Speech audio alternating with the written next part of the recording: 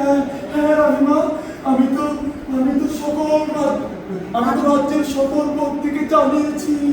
তারা এসেছিল এবং দেখে গেছে এবং তারা অপারগতা প্রকাশ করেছে।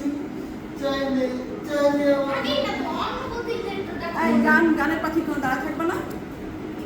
এই না তারপর বলবো না যে অন্য রাজ্যের বুদ্ধিদেরকে ডাকো। হ্যাঁ।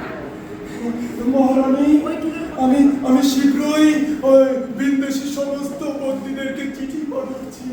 তারা শীঘ্রই এসবে হবে। চাইলে আমার ভিনদেশি কোনো বুদ্ধি, আমি চাইলে আমার কোনো বুদ্ধি, চাইলে আমার কোনো পন্থা, চাইলে আমার কোনো বুদ্ধি, চাইলে আমি গান শুনবো। আগে একটু গান শোনাও। ওরে বলে কলের পাখি আমার সোনার পুতুল। ওরে আমার কলের পাখি, আমার সোনার পুতুল, তোকে সোনা দিয়ে মুড়ে রেখেছি, সাজিয়ে রেখেছি। একটু গান শোনা আমায়, একটু গান শোনা।